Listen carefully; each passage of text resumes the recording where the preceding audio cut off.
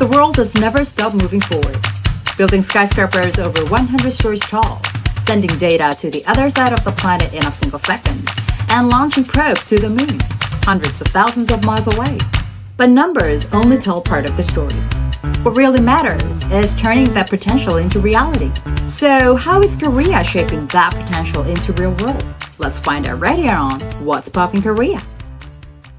Whichever nation grabs the best AI talent first wins the future. Right now, the global race for AI minds is absolutely crazy.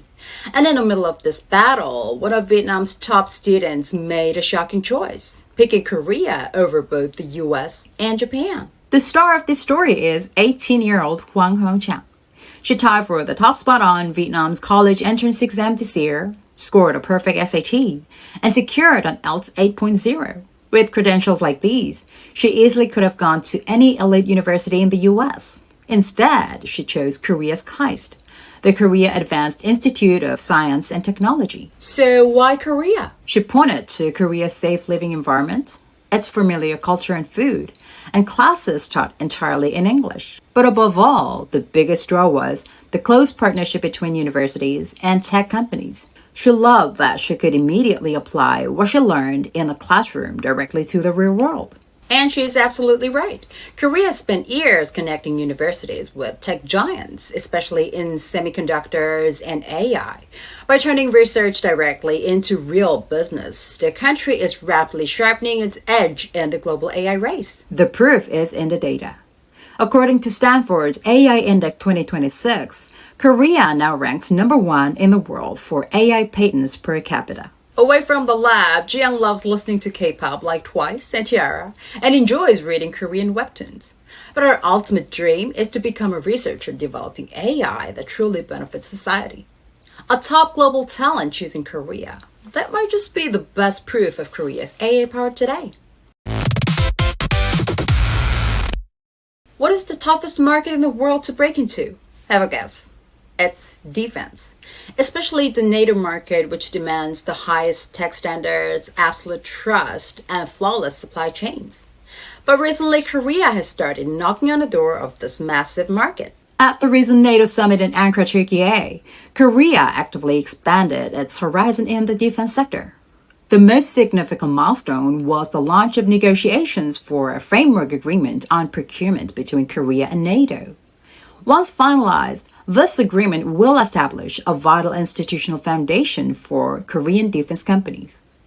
This opens the door for them to compete directly in NATO's massive joint procurement market, which is worth about $10 billion annually. What Korea proposed wasn't just about selling more weapons. Instead, it introduced Korea-NATO Defense Industry Partnership 2.0, a bold vision to co-develop, co-produce, and cooperate next-generation defense system together. The goal is to move beyond simple buyer-seller transactions and become long-term partners who build technology and production lines together. In fact, Korea is already an active player in multinational cooperation for ammunitions and space tech. Now it's taking another giant step forward by expanding the partnership into defense raw materials. What NATO truly wanted was a partner they could trust and grow with. Naturally, all eyes were on Korea. So why did the global media react to K-Defense's latest move? Let's check out with our air reporter Chappie. Hi Chappie! Hello, Chappie's here. So, what caught the global media's eye? They took close note of the shifting dynamics in how Korea and NATO cooperate, which goes far beyond just a growing volume of exports.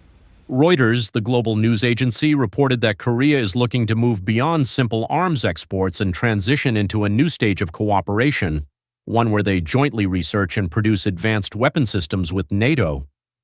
In particular, they highlighted that combining Korea's technological prowess and production capacity with NATO's experience could significantly enhance defense capabilities.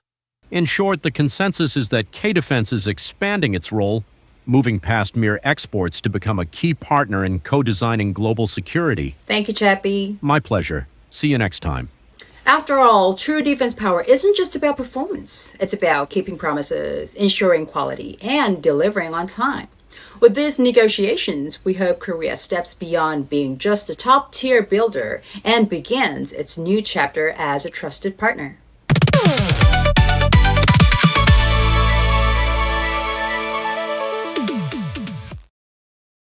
it comes to the global economy, the IMF is known for being the toughest critic. But recently, the IMF took a fresh look at Korea and sharply raised its growth forecast for the country. According to the IMF's July World Economic Outlook, Korea's growth forecast for this year is now set at 2.6%. That is a 0.7 percentage point increase from April, marking the highest jump among the world's top 30 economies. On top of that, the IMF also raised Korea's growth forecast for next year, fueling optimism for the nation's economic outlook. So, what's behind this upgrade? The answer lies in semiconductors and AI. The IMF highlighted Korea as a key global leader driving AI hardware exports. As the AI sector rapidly expands, Korea's chip exports have surged, becoming the main engine of its economic growth.